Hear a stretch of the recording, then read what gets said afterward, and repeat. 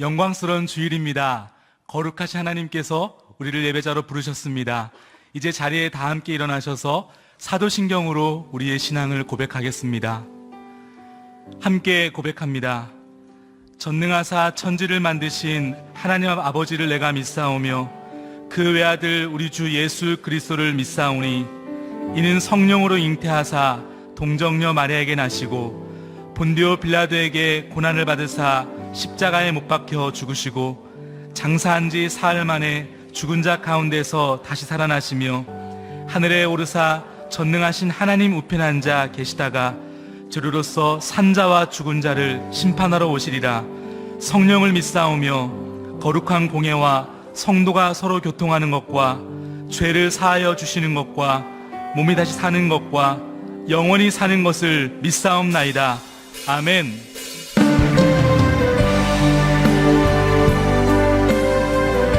우리의 마음과 정성과 뜻을 다하여 하나님을 찬양하며 나아갑니다. 찬양하며 주님을 예배할 때 하늘 가득한 주의 영광 보리라. 나를 통하여 나의 입술을 인하여 주의 이름 높이를 받으소서. 지금 서 있는 이곳에서 높임을 받으소서. 내가 받는 땅 주님의 땅이니 하늘이 주의 이름 높이 올리며 넓은 바다가 주를 노래해. 모든 만물 주를 경배해. 모든 만물 주를 경배해. 모든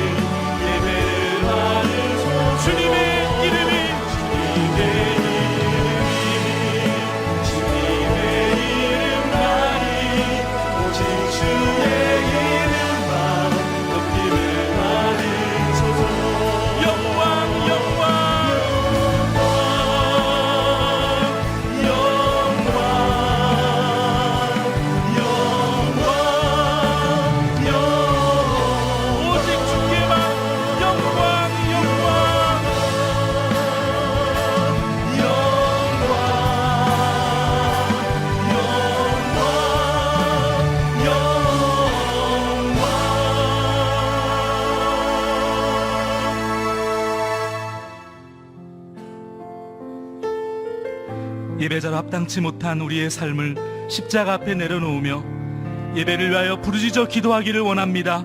주여 은혜를 부어 주옵소서. 다 같이 통성으로 기도하시겠습니다. 살아계신 하나님 아버지 감사합니다.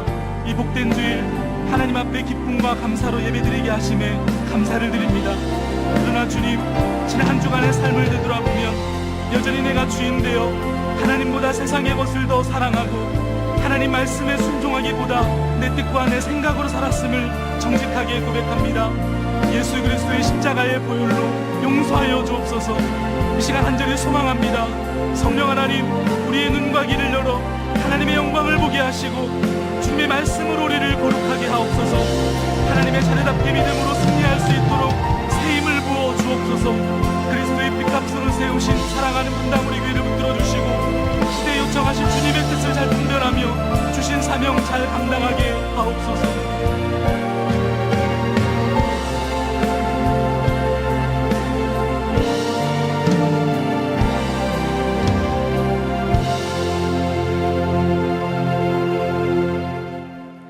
믿음의 주여 또 온전케 하시는 이인 예수를 바라보자.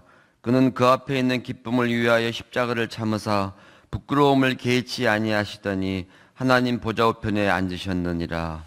살아계신 하나님 아버지, 이 주일 아침에 주님을 찬양합니다.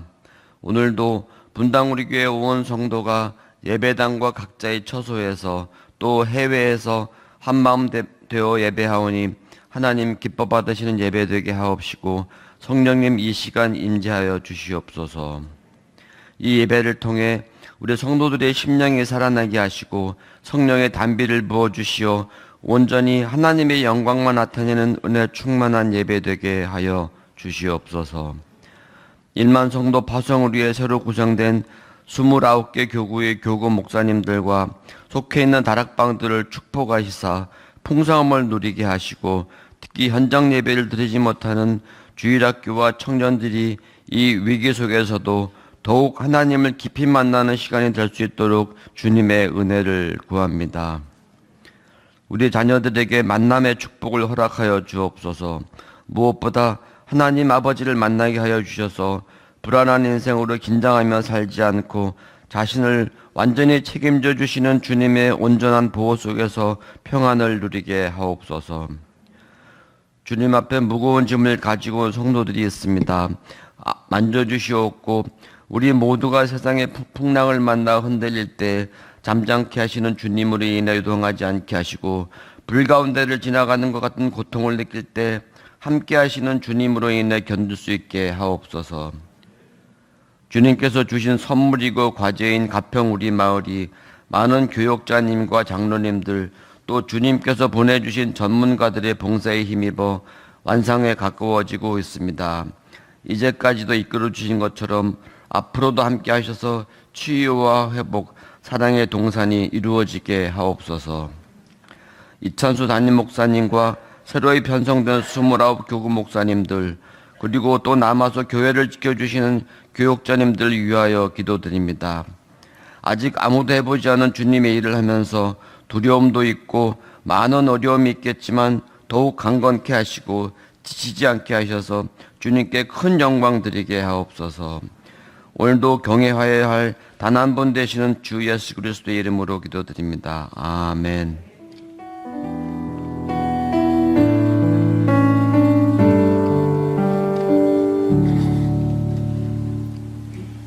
다 함께 자리에 앉으시겠습니다.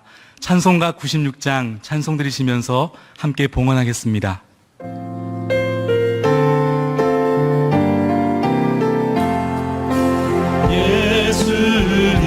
예수님은 누구신가 모든 자의 위로와 없는 자의 풍성이며 전한 자의 얻는 것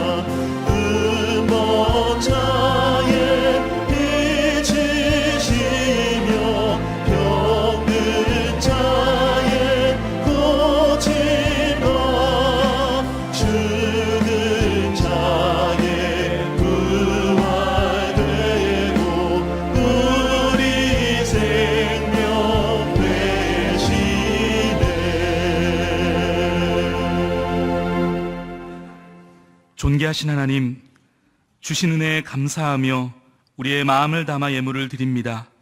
기쁘게 받아주시고 하나님의 나라와 영혼들을 살리는 일에 귀히 사용되게 하옵소서. 예수님의 이름으로 기도합니다. 아멘. 이 시간 일부 찬양대에 찬양이 있겠습니다.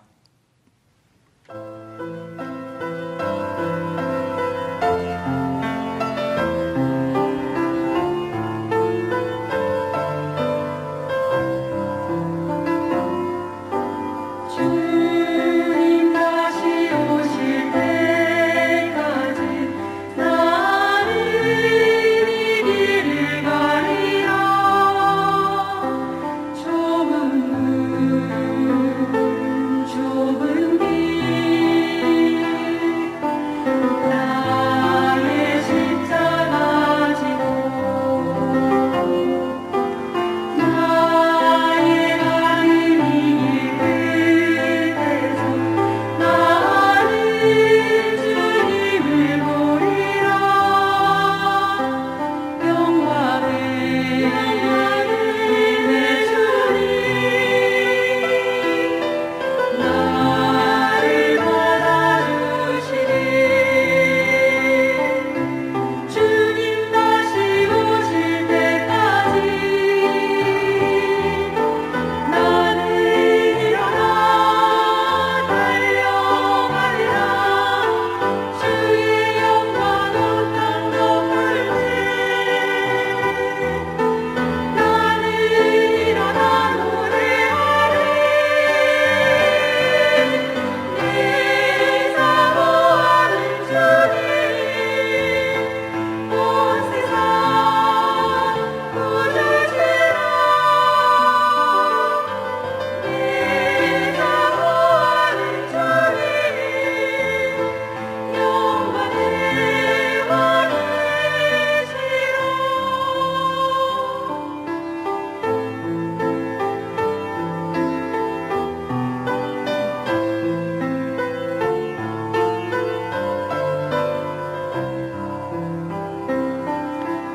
나의 가는 이 끝에서 나는 주님을 보리라. 영광의 내 주님 나를 맞아주시리. 주님 다시 오실 때까지 나는 일어나 달려가리라. 주의 영광 온 땅 덮을 때 나는 일어나 노래하리. 내 사모하는 주님 온 세상 보여주시라. 내 사모하는 주님 영광의 왕이시라. 영광의 왕이시라. 6월 6일 분당우리교회 주일 소식입니다. 매주 주일 저녁은 우리 가족 행복밥상으로 모입니다. 온 가족이 함께 풍성한 영적 교제를 나누시기 바랍니다. 가평 우리마을 마케팅 기획자를 모집합니다. 6월 15일 화요일 오전 10시까지 이메일로 접수받으며 자세한 사항은 홈페이지 공지행사 게시판을 참고해 주십시오. 송림본당과 드림센터는 방역 지침을 준수해 제한적으로 오픈합니다. 주일 현장 예배는 사전 신청하고 배정받으신 분만 참여하실 수 있으며 주중 예배는 별도의 신청 절차 없이 참여 가능합니다. 분당우리교회는 방역 지침을 준수하며 교회 사역을 진행합니다. 새벽 기도회는 온라인으로만 진행되며 교구 신방은 줌을 통한 비대면 방식으로 이뤄집니다. 경주사는 교구 교역자만 참석합니다. 보다 자세한 내용은 주보를 참조하세요. 예배의 자리로 나오신 성도님들 주님 이름으로 환영하고 또 축복합니다. 우리 옆에 계시는 분들 가정에서도 마찬가지고요. 반갑게 또 환하게 웃으시면서 인사 나누시겠습니다. 참 잘 오셨습니다. 또 주님 이름으로 축복합니다. 인사 나눠주시기 바랍니다.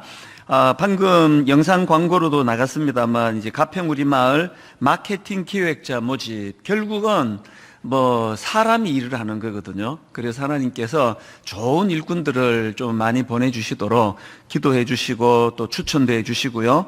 또 그런가 하면은 그 다음 세대 연구소 사역에도 지금 이제 아이디어와 여러 가지 것들을 이제 제안을 받고 있으니까요. 홈페이지에 들어가 보시면 가평 우리 마을 마케팅 기획자도 마찬가지고 또 다음 세대 연구소도 마찬가지고요. 또 이제 그 우리 가족 행복 밥상 이제 홈페이지에 가시면 가정 예배지를 이제 출력을 하셔서 쓰실 수가 있습니다. 그래서 함께 식사 잘 나누시고 또 말씀으로 한 주를 마무리하시고 또 한 주를 또 출발하시고 그런 은혜로운 주일 저녁이 되시기를 바랍니다.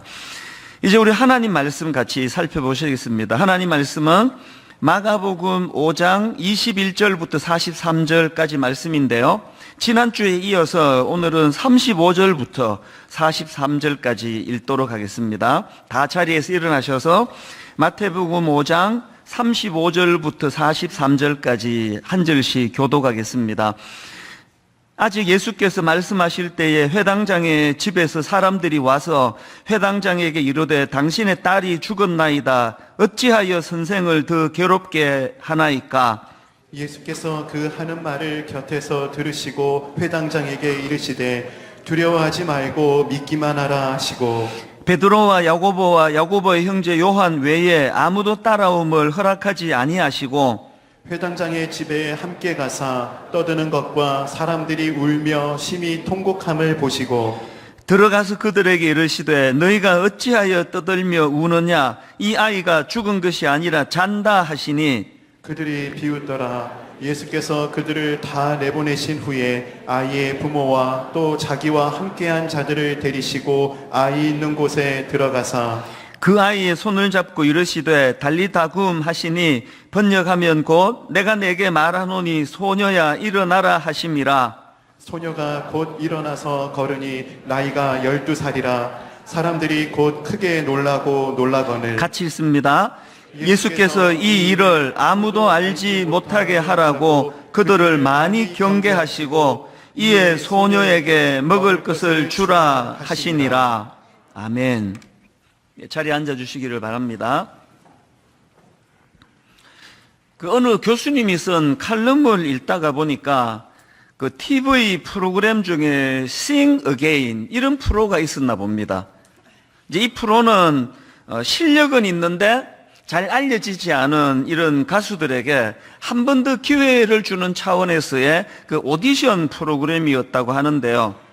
이제 그 교수님의 칼럼에서 그 오디션에 참가했던 이무진이라는 그 젊은 청년에 대한 이야기를 이제 풀어나가는데요. 이 청년이 원래 그 22살, 굉장히 젊은 청년입니다. 이 청년이 이제 꿈, 이런 제목의 노래를 이제 선곡해서 불렀는데요.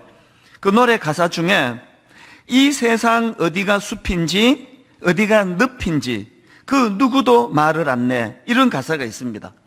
심사위원이 이제 노래를 부르기 전에 묻더라고요. 왜 이 노래를 선곡했냐? 그렇게 물으니까 그 노래가 딱 자기 얘기 같아서 선곡했다. 이렇게 얘기를 하는 겁니다. 그러면서 하는 말이 이 청년이 이제 사람들에게 어떻게 하면 성공할 수 있을까요? 이런 질문을 던지면서 앞으로 가야 할 길에 대해서 물으면 대부분의 사람들이 다 이렇게 말한대요. 너는 그 길을 갈 수 없어. 그러면서 자기를 등지고 외면하더라. 이게 이제 이 어린 청년에게는 상처가 되는 거 아닙니까? 자기가 선곡한 그 노래 가사에 이런 고민이 그 자기와 닮아 있어서 내가 선곡을 하게 됐다. 그래서 제가 그 교수님의 칼럼도 읽고 또 막 검색해서 이제 그 청년이 그 나왔던 그 프로그램도 들어가 들어보고, 그리고는 제가 이제 그 꿈이라는 그 노랫말을 이제 가사를 찾아서 보니까 그 가사가 이랬습니다. 머나먼 길을 찾아 여기에, 꿈을 찾아 여기에, 괴롭고도 험한 이 길을 왔는데 이 세상 어디가 숲인지 어디가 늪인지 그 누구도 말을 안 내. 참 마음이 아팠습니다. 많은 우리 청년들이 현실적으로 이 세상 어디가 숲인지, 어디로 가면 안 되는 늪인지 이 답을 제대로 가르쳐 주는 곳이 없구나, 그런 생각을 하다가 보니까요, 뭐 사실 어디가 숲인지 어디가 늪인지 제대로 몰라서 혼란을 겪는 사람들이 뭐 청년들 뿐이겠습니까? 많은 세월을 살았다는 기성세대도 막 그냥 백발이 성성한 뭐 할아버지 할머니도 이구동성으로 하는 게 그 얘기입니다. 어디가 늪인지 어디가 숲인지 알지도 못하겠고 가르쳐 주는 사람도 없고, 이게 인생 아닙니까? 게다가 뭐 엎친 데 덮친 격이라고요. 안 그래도 지금 어디가 숲인지 어디가 늪인지 참 오리무중인데 왜 이런 우리 가슴을 쓸어내리게 만드는 놀랄 일들은 사는 내내 왜 이렇게 자주 일어나는 겁니까? 이런 어려운 일들이 계속 반복되다 보니까 그 심리학 용어로 학습된 무기력이라고 들어보셨죠? 이 학습된 무기력이라는 거는 이 극복할 수 없는 부정적인 상황에 자꾸 노출이 되다 보니까 이제 내 노력으로는 이런 어려운 상황을 바꿀 수 없다. 이게 무기력해진 상태가 이게 학습된 무기력 아닙니까? 그러다 보니까 그 최근에 나온 신간입니다. 잠 못 드는 당신을 위한 밤의 심리학. 이게 그 심리학 교수님 몇 분이서 이제 공전돼요. 앞부분을 이렇게 뒤져보다 보니까 눈에 딱 들어오는 문장 하나가 있더라고요. 사람의 몸을 구성하는 70%가 물이라면 이들의 정신을 구성하는 70%는 불안이다. 이 한마디가 물론 전문가 그 심리학 교수님이 쓴 거기 때문에 더 좀 공신력이 있었는지 모르겠지만 너무 와닿는 겁니다.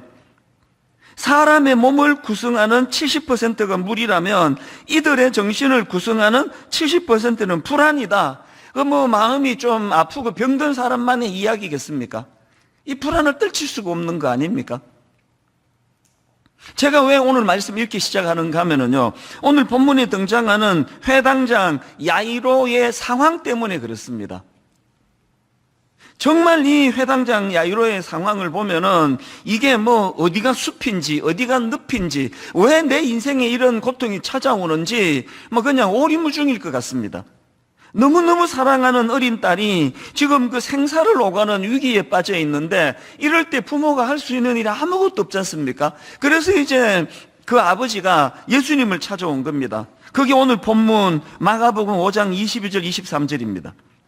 회당장 중에 하나인 야이로라 하는 이가 와서 예수를 보고 발 아래 엎드리어 간곡히 구하여 이르되 내 어린 딸이 죽게 되었사오니 오셔서 그 위에 손을 얹으사 그로 구원을 받아 살게 하소서 하거늘. 이만 막 절박한 그 아비의 마음이 막 느껴지지 않습니까? 막 이렇게 절망에 놓여 있던 참 불행한 그 회당장 야이로였지만요, 우리는 오늘 이 본문의 야이로에게서 배워야 될 게 참 많은데요, 그 중에서 결정적인 두 가지를 배워야 됩니다. 그게 뭐냐 하니까, 첫째로요, 인생길 가운데 내가 풀기 어려운 그런 문제를 만나면 그때는 그 문제를 가지고 예수님께 나가야 할 때라는 사실을 배워야 한다는 겁니다. 지금 이 회당장 야이로가 예수님께 이 문제를 가지고 예수님께 찾아왔다. 지난주 살펴본 12년 혈루증 여인이 그 놓쳐버린 12년이 그거 아닙니까? 이 의사를 만나보고 저 의사를 만나보고 모든 걸 다 탕진했지만 그 문제를 해결할 수 없는 게 이게 인생의 사람의 문제 아닙니까? 목사 찾아와가지고 저 찾아와가지고 어떤 문제가 해결이 되던가요? 그렇기 때문에 살아가다가 내가 풀 수 없는 어떤 문제를 만나면 그때는 주님이 부르시는 시간이에요. 그 문제를 가지고 주님께 나가야 된다는 겁니다. 기도가 바로 그거 아닙니까? 야고보서 1장 13절 너희 중에 고난당하는 자가 있느냐? 그는 기도할 것이요.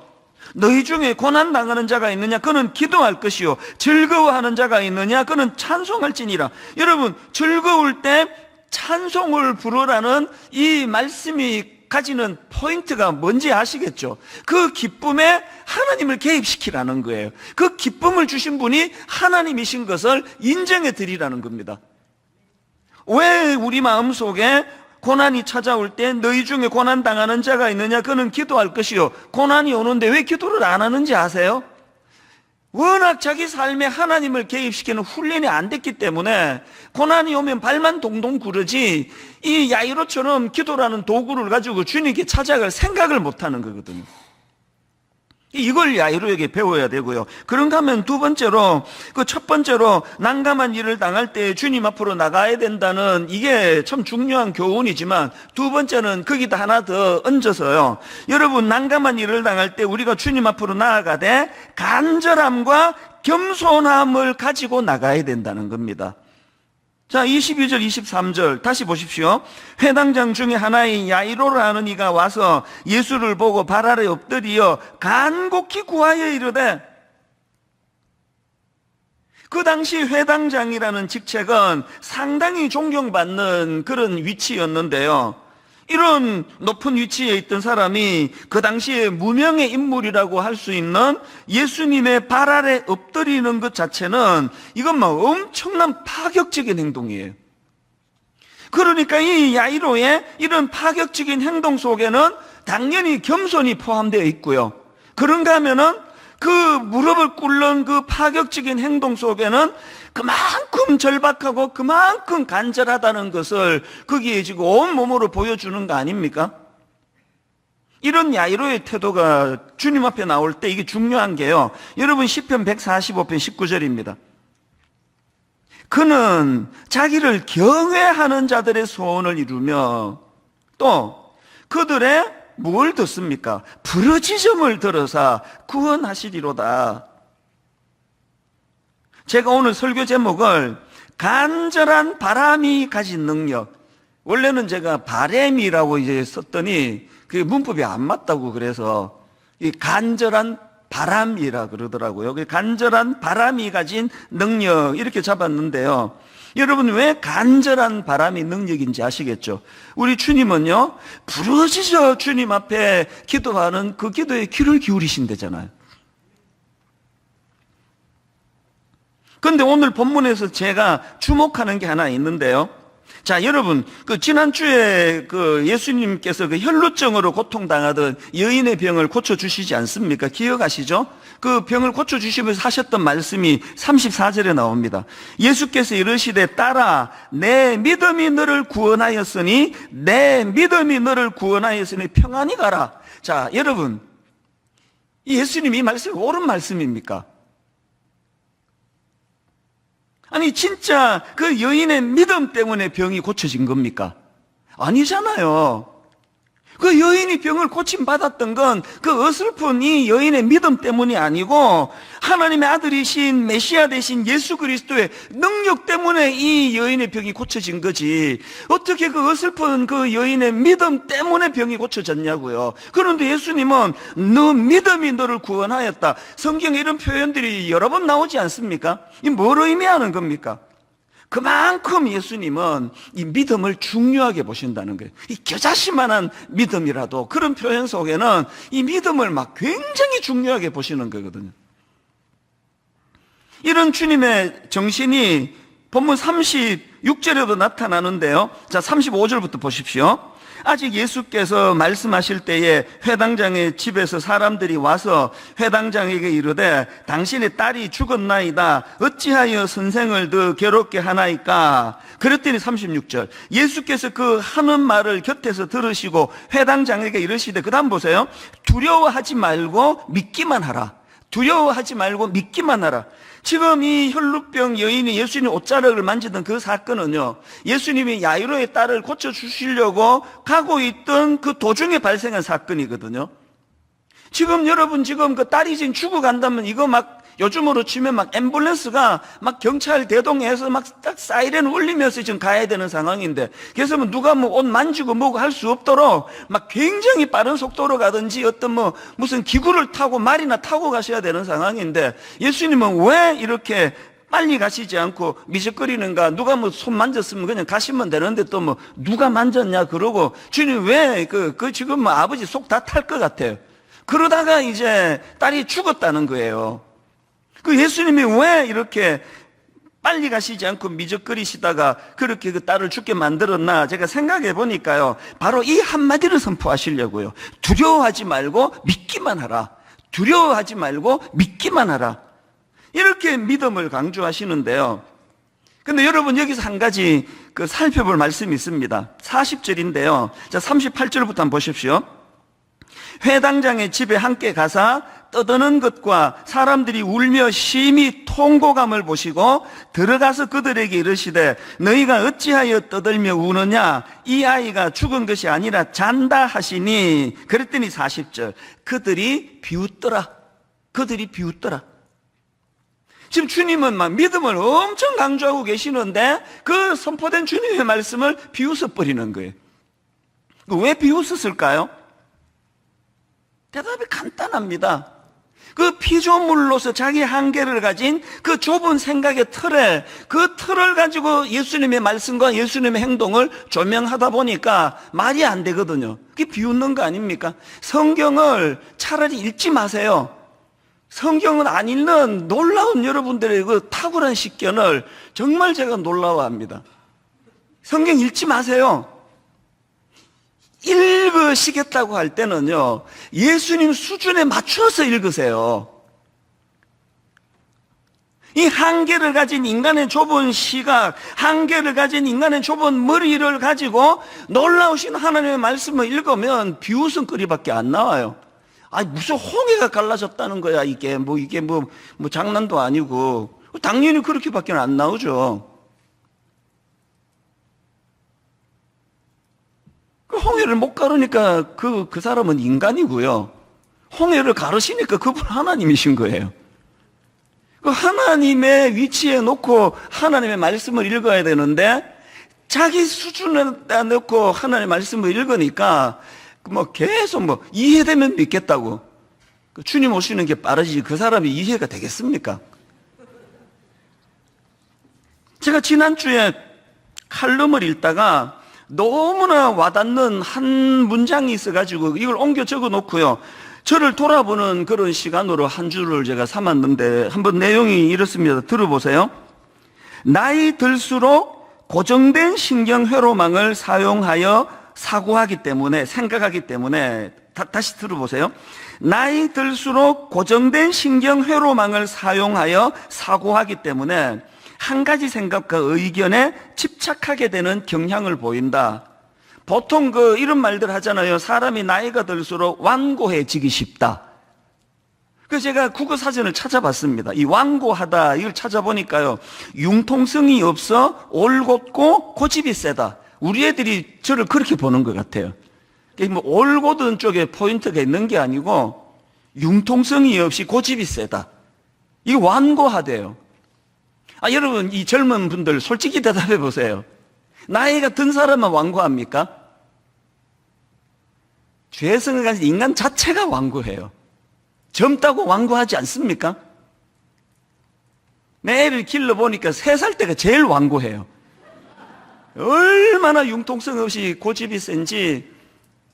이거를 이렇게 신발을 신겨주면은요, 내가 그러다가 엄마가 신발을 신겨주면요, 가다가 엄마가 신발 신겨준 그 자리로 돌아와서 거기서 신발을 벗고 다시 지가 신고 가는 게 3살 때 일어난 일입니다. 첫째, 둘째, 셋째 중에 누굴까요? 셋 다요, 셋 다. 이 뭐 나이 들어서 완고한 게 아니고요. 날 때부터 완고한데 나이가 들면 더 완고해진다는 이게 심각한 문제 아닙니까? 그래서 제가 그 칼럼을 제가 카피해 놓고 읽었다니까요. 나이 들수록 늘 익숙하게 사용하던 고정된 신경회로망, 한 가지 신경회로망만 생각해서 사고하고 생각하기 때문에 한 가지 생각과 한 가지 의견에 집착하게 되는 경향을 보이게 된다. 오늘 이런 증세가 연세 드신 어른에게만 있는 게 아니고요. 그래서 제가 나이가 드는 게 저는 조금 좀 두려워요, 사실. 지금도 이렇게 충분히 완고한데 이 나이 들면 더 완고해진다고? 그럼 너무 쓸쓸해질 것 같은데 그런 생각이 드니까 이 원인을 찾아보니까요. 늘 익숙하게 쓰던 한 가지 이 뇌의 고정된 신경회로망만 사용하기 때문에 그렇다는 겁니다. 은혜 받는 수밖에 없습니다. 창조주 하나님의 무궁무진한 그 넓으신 그 하나님을 우리가 자꾸 구해야 돼요. 저는 지난 화요일 날 전체 교역자 회의 때 이 이야기를 제가 들려줬어요. 자칫 잘못하면 우리 목회자들이 완고해지기가 쉽다. 자칫 잘못하면은 이런 고집불통이 될 위험이 있다. 왜 예수님께서 이 아이가 죽은 것이 아니라 잔다 말씀하시는데 왜 그들이 비웃습니까? 바로 이런 것 때문 아닙니까? 그래서 이 불신앙이 여기서도 시작되는데요. 무서운 건 이 불신앙의 결과입니다. 자, 39절에서 제가 뭘 발견했느냐? 자, 다시 한번 39절을 보십시오. 들어가서 그들에게 이르시되 너희가 어찌하여 떠들며 우느냐? 이 아이가 죽은 것이 아니라 잔다 하시니 그들이 비웃더라. 여러분 그랬더니 그 다음 보세요. 예수께서 그들을 다 내보내신 후에 아이의 부모와 또 자기와 함께한 자들을 데리시고 아이 있는 곳으로 들어가사 그 아이의 손을 잡고 이르시되 달리다 굼 하시니 번역하면 곧 내가 내게 말하노니 소녀야 일어나라 하심이라.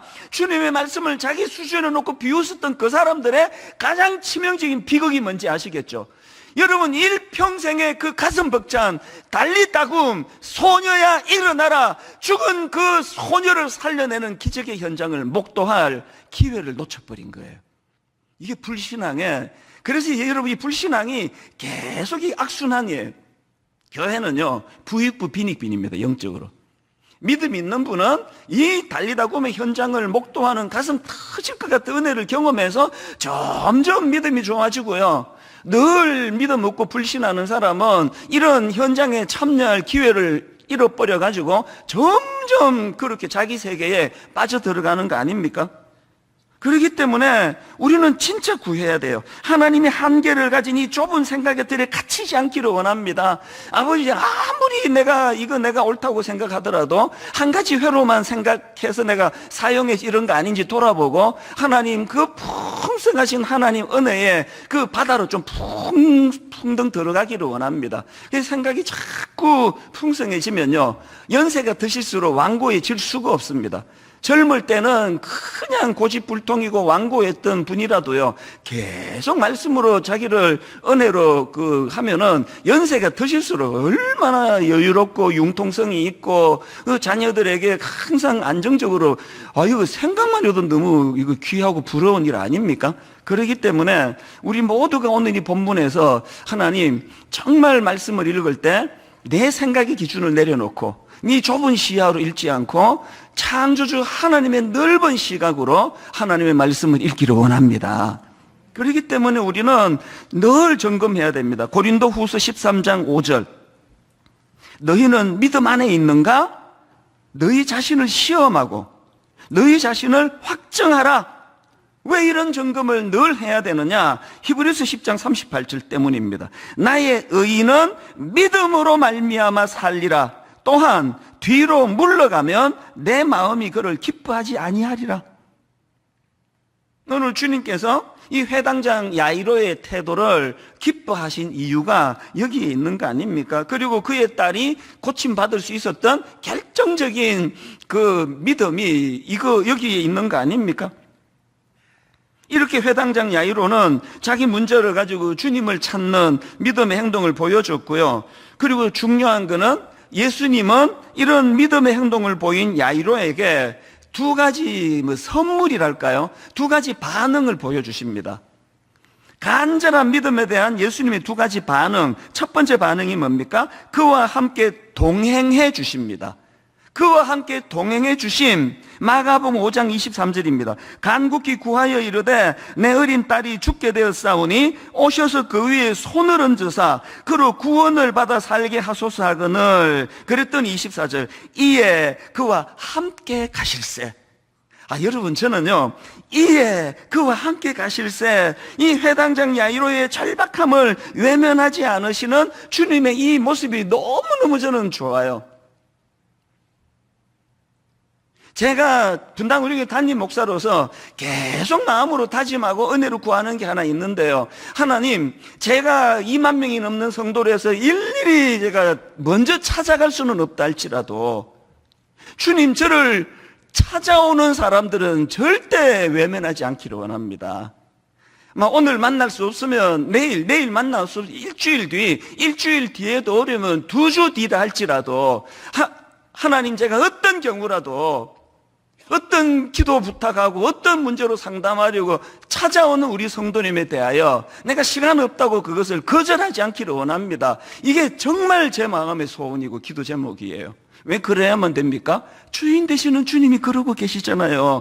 이에 그와 함께 가실세. 그리고요, 이 24절에 나오는 그와 함께 가실세, 이 말씀이요, 정말 중요한 말씀이에요. 저는 이 말씀을 묵상하다가 구약의 인물 에녹이 생각이 났는데요. 여러분 다 아시지만 성경에 죽음을 보지 않고 주님이 데려가신 인물이 딱 2명입니다. 한 사람은 엘리야고 또 한 사람은 에녹 아닙니까? 엘리야는요, 하나님이 그런 어떤 특별한 어떤 은혜로 그를 죽음을 보지 않고 데려가신 거라 승복이 돼요. 그럴 정도로 일했잖아요. 어마어마한 선지자잖아요. 근데 에녹은 이게 약간 좀 이게 혼란스러워요. 에녹은요, 진짜 아무것도 아는 사람입니다. 우선 성경에 에녹에 대한 기록이 거의 없습니다.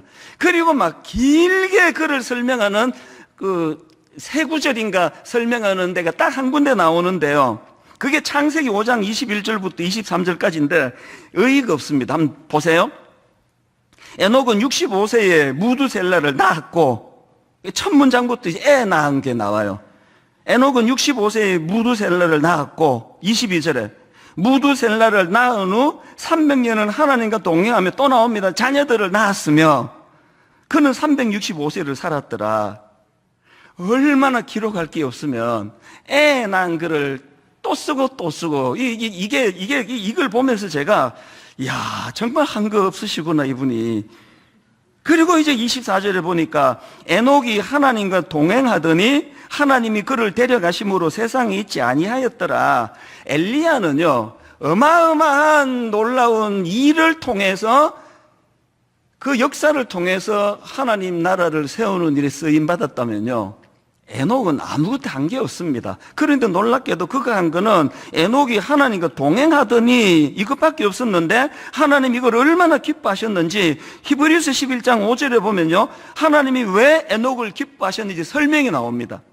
믿음으로 에녹은, 여기 또 믿음이 나오죠. 믿음으로 에녹은 죽음을 보지 않고 옮겨졌으니, 믿음으로 에녹은 행위가 아닙니다. 믿음으로 에녹은 죽음을 보지 않고 옮겨졌으니 하나님이 그를 옮기심으로 다시 보이지 아니하였느니라. 그는 옮겨지기 전에 하나님을 기쁘시게 하는 자라는 증거를 받았느니라. 이 말씀을 잊으시면 안 됩니다. 대형교회 목사가 되고 밤낮으로 엄청난 일을 하고 엘리야처럼 불이 내리는 이런 역사를 일으키는 이 일만이 하나님이 기뻐하시는 일이 아니고요, 믿음이 하나님을 기쁘시게 한대요. 하나님과의 동행, 하나님과의 동행은 일이 아닙니다. 그래서 여러분, 저는 확신해요.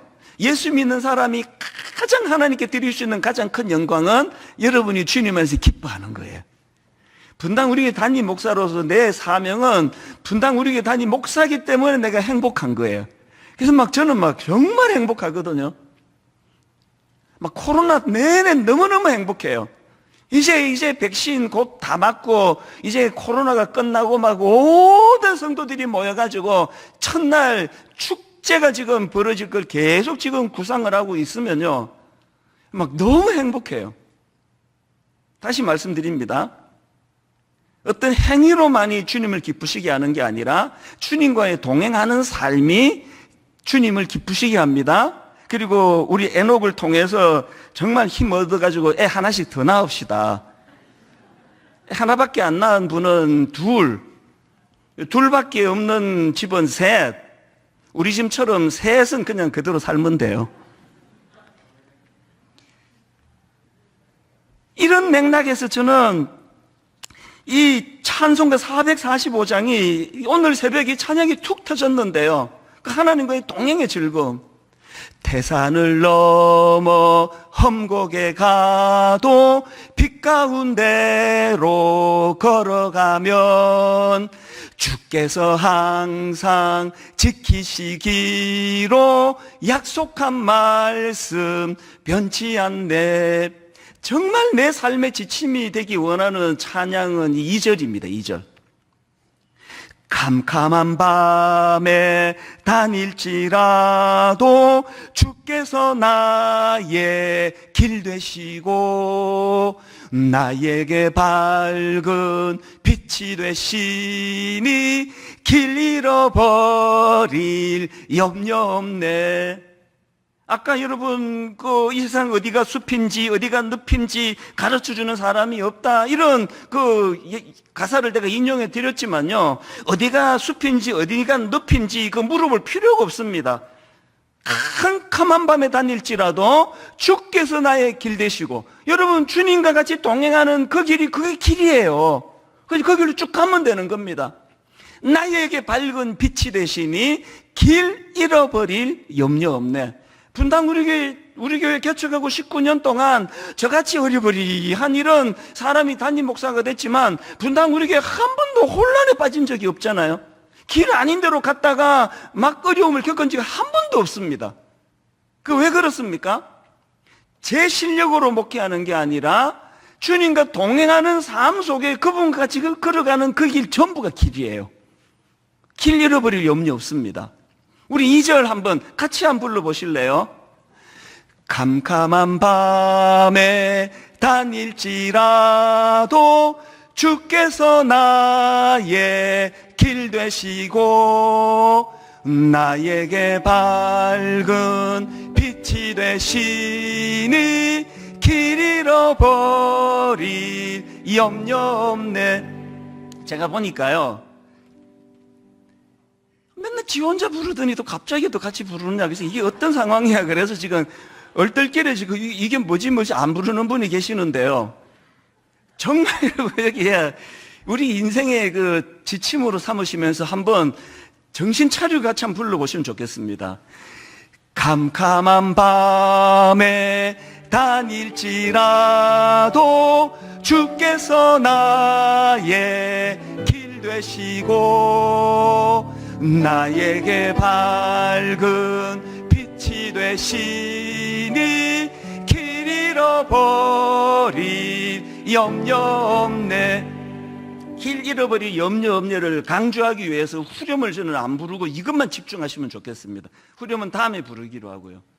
여러분, 우리가 하나님 앞에서 정말 예수 그리스도 그분을 향한 믿음을 가지고 내 문제를 가지고 주님 앞에 나아가면 그 상처 많은 그 문제만 아파하는 우리들과 주님이 동행해 주신다는 사실을 기억하시기를 바랍니다. 그런가 하면은 두 번째로요, 간절한 믿음에 대한 예수님의 두 번째 반응이 뭐냐? 주님은요, 희망을 선포하고 새로운 출발을 허락해 주신다는 사실입니다.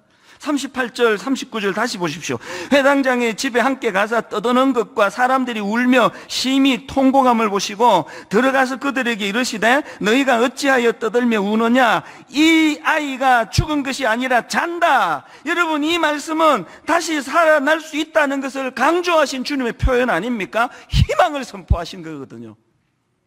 41절 그 아이의 손을 잡고 이르시되 달리다굼 하시니 번역하면 곧 내가 내게 말하노니 소녀야 일어나라 하심이라. 그리고 42절 소녀가 곧 일어나서 걸으니 나이가 12살이라 사람들이 곧 크게 놀라거늘. 여러분 41절에서 이 달리다굼 이 선포만 끝난 게 아니라 새로운 출발을 하기 위하여 그를 이렇게 세우시는 분이 우리 주님이십니다.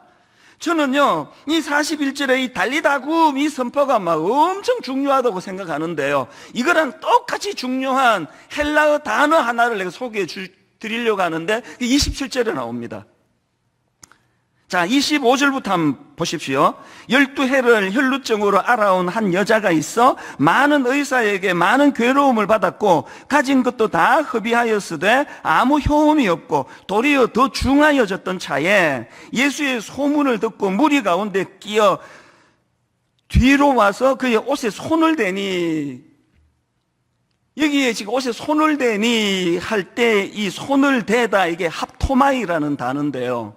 이게 닿았다, 접촉하다, 번역한 그대로예요. 닿았다, 접촉하다 이런 뜻을 가지고 있는 단어인데, 그런데 여러분 이 단어에는요 부싯돌이 부딪혀서 불이 켜진다 이런 뜻도 갖고 있는 단어예요. 그래서 저는 이 합토마이, 여러분 12년 동안 병을 고칠 수 없어서 절망하던 그 여인, 그래서 오랜 혈루병으로 고통하고 마치 그 여인은 상한 갈대처럼 꺾인 여자예요.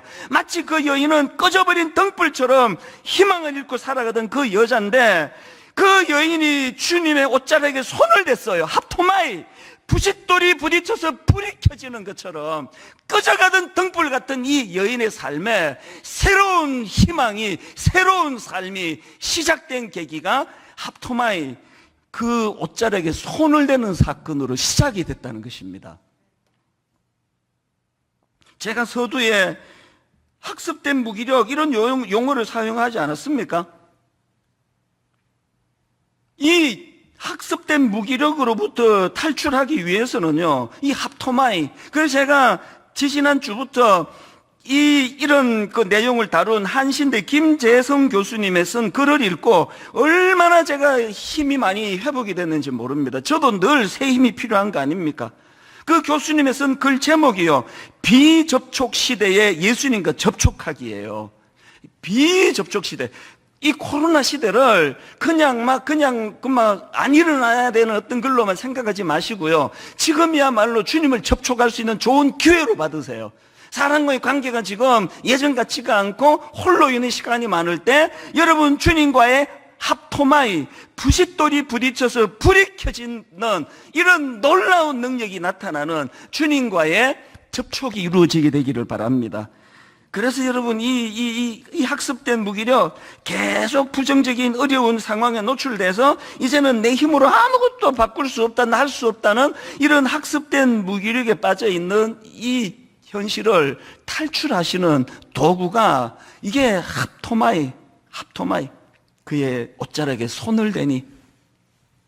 제가 언젠가 서강대 철학과 교수인데요, 최진석 교수님이라는 분 글을 우연히 읽었습니다.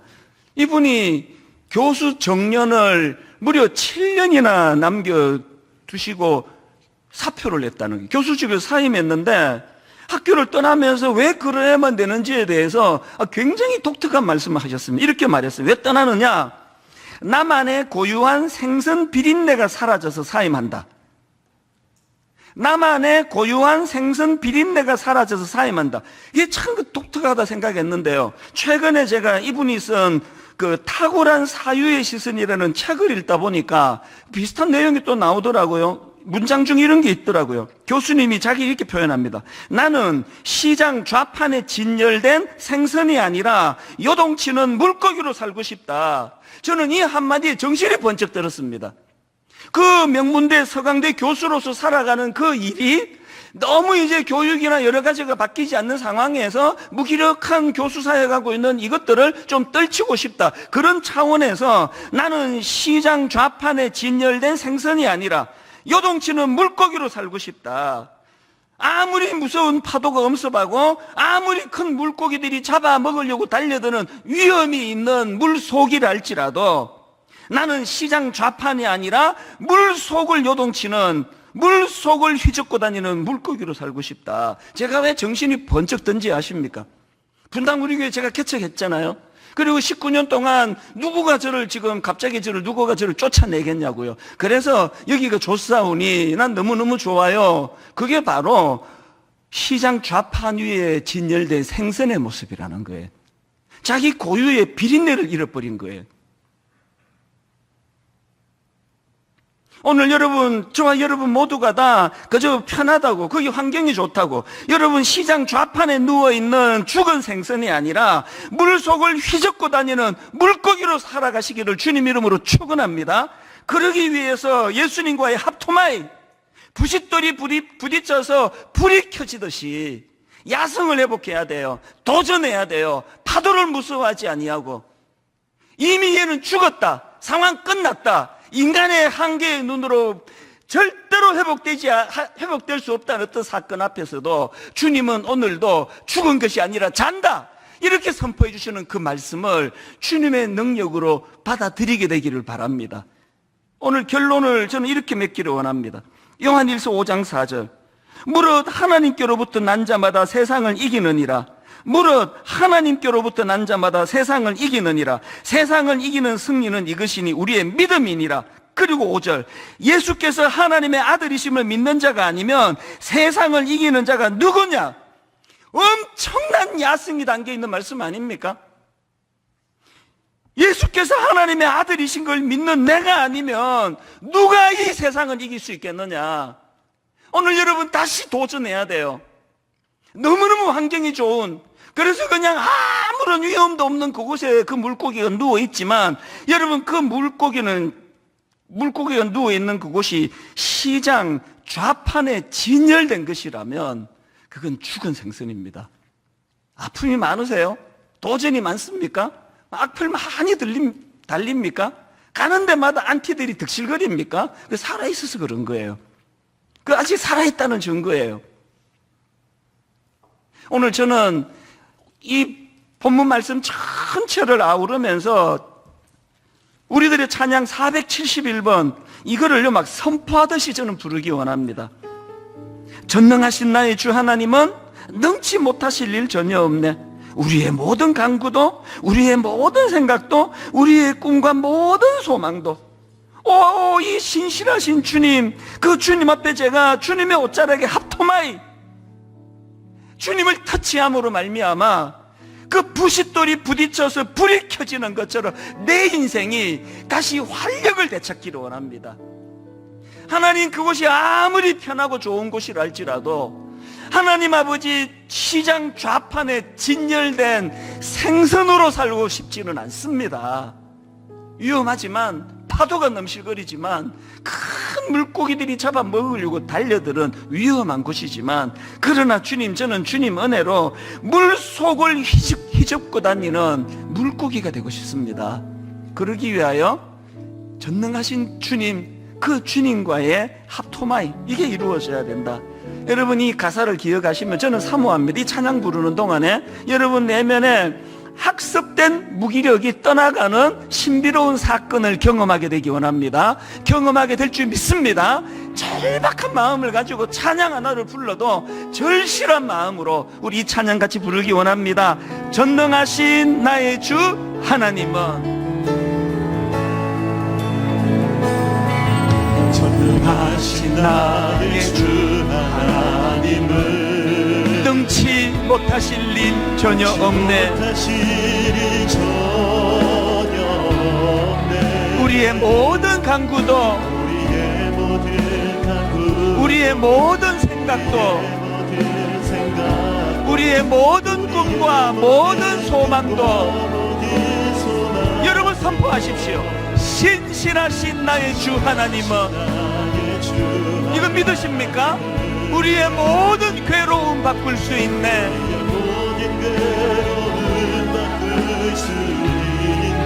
불가능한 일 행하시고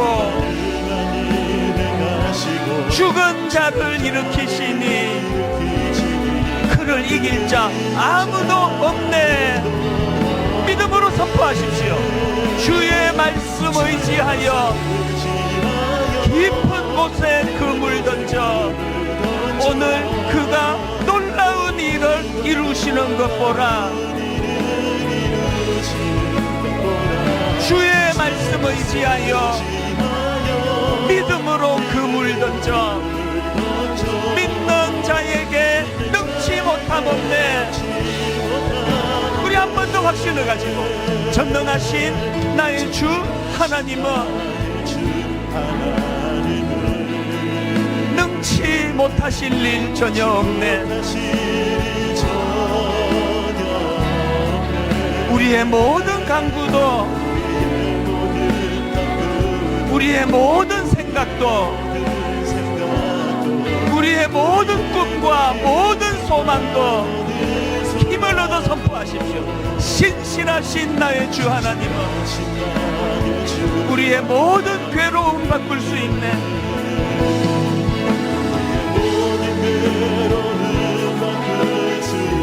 불가능한 일 행하시고 죽은 자를 일으키시니 그를 이길 자 아무도 없네. 믿음으로 선포하기 원합니다. 주의 말씀 의지하여 깊은 곳에 그물 던져 오늘 그가 놀라운 일을 이루시는 것 보라. 주의 말씀 의지하여 믿음으로 그물 던져 믿는 자에게 능치 못함 없네. 주의 말씀 의지하여 깊은 곳에 그물 던져 오늘 그가 놀라운 일을 이루시는 것 보라. 주의 말씀 의지하여 믿음으로 그물 던져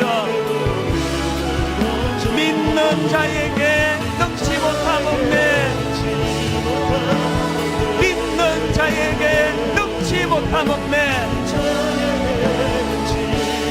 나의 길 오직 그가 아시나니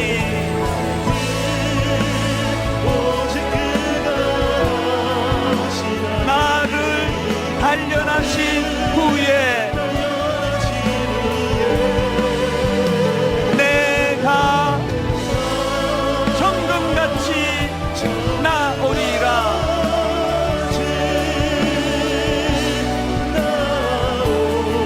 주가 보이신 생명의 길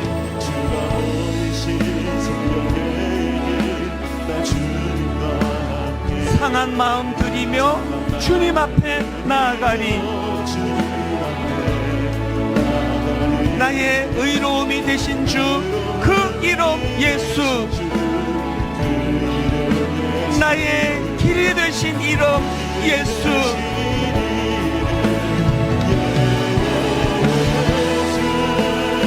나의 길 오직 그가 아시나니 나를 단련하신 후에 내가 정금같이 나오리라. 우리 다 자리에서 일어나셔서 나의 길 오직 그가 아시나니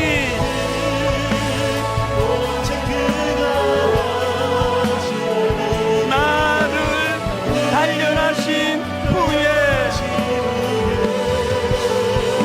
내가 정금같이 나오리라.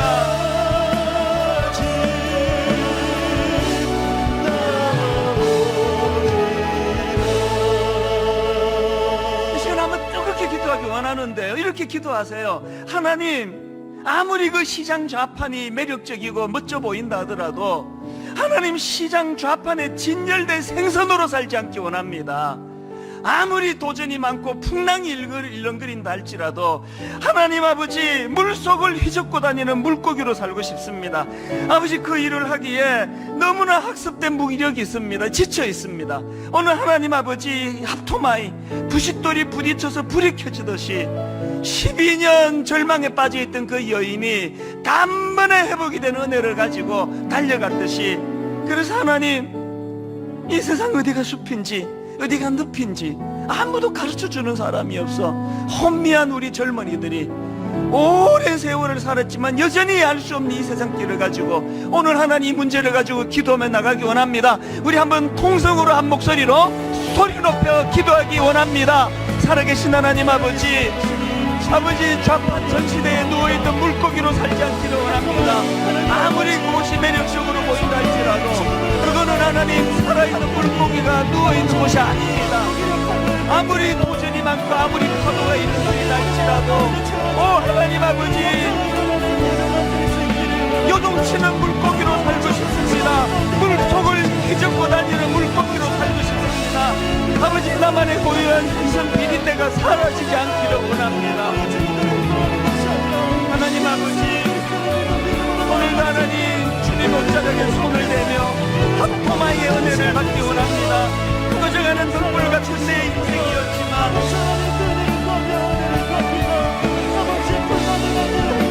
주님과의 성취가 이루어질 때에 상한 갈대같이 상처가 많은 내 인생이지만 언제나 치유가 일어나며 오 하나님 아버지, 90돌이 부딪혀 불이 켜지듯이 다시 한번 회복이 일어날 줄로 믿습니다. 하나님 이 땅을 살아가다 너무나 혼미하고 너무나 아버지 답답한 일처럼 만나갈 때에 누구도 아버지 문제를 해결해줄 사람이 없습니다. 어디가 숲인지 어디가 늪인지 그 누구도 가르쳐주지도 않습니다. 하나님, 우리 주님과 동행하며 주님과 동행하며 가는 그 길이 되는 줄 믿사오니 하나님 그 어디의 길로 나아가도록 인도하여 주시옵소서. 온전한 믿음을 가지고 온전한 아버지 하나님 향한 신뢰를 가지고 위기가 올 때, 어려움이 올 때 살아계신 하나님 아버지, 오늘 본문의 회당장 야이로를 통해 철저하게 아버지 우리가 배워야 될 것이 있다면, 살아가다 위기가 오면 내 힘으로 해결할 수 없는 어떤 일을 맞닥뜨리면 그때는 주님을 찾을 때라는 겁니다. 그것도 너무나 겸손히, 그것도 너무나 절박하게 학습된 무기력이라는 무기를 가지고 사단이 얼마나 무섭게 공격을 하는지 의욕을 잃어버리고 나는 이것들을 헤쳐나갈 힘이 없노라고, 그래서 계속 유혹하는 속삭임이 있다면 진열대 좌판에 누워있는 물고기로 살아가라고 한다는 것. 하나님, 아무리 파도가 일렁이고 아무리 위험한 것들이 많다 할지라도 좌판 진열대에 누워있는 물고기로 살지 않기를 원합니다. 도전하며 살기 원합니다. 헤쳐나가며 살기 원합니다. 꺼져가는 등불 같은 내 인생을 주님 어떤 은혜로 구원해 주시고 합토마의 은혜를 통하여 부싯돌이 부딪혀서 불이 켜지는 놀라운 은혜를 설교자인 이천수 목사에게 허락해 주셨기 때문에 그 은혜에 감격하여 말씀이 선포되는 줄 믿사오니 오늘 말씀 가운데 이 놀라운 주님의 능력이 모든 예배하는 성도님들 다 스며들도록 은혜 내려주셔서 주님 이번 한 주간 회복한 자만이 누릴 수 있는 그 뜨거운 열정을 가지고 좌판대 진열대를 부러워하는 인생이 아니라 물 속을 헤집고 다니는 그 놀라운 상상력을 가지고 이번 한 주간 승리하는 한 주간 되도록 인도하여 주시옵소서. 우리 주 예수 그리스도의 은혜와 하나님 아버지의 다함없는 사랑과 성령님의 감동, 감화, 위로, 교통 충만하심의 역사가 주님 주신 힘 얻어 다시 한번 달려가기로 다짐하며 예배하는 모든 주의 자녀들 머리 위에 지금부터 영원토록 함께 하시기를 간절히 축원하옵나이다. 아멘.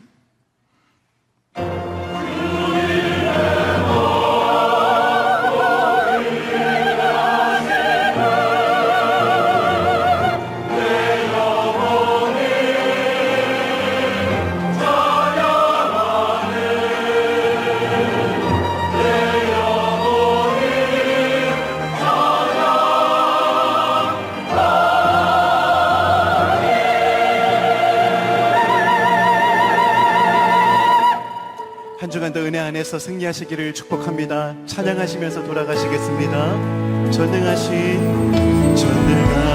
나의 주 하나님을 잊지 못하시리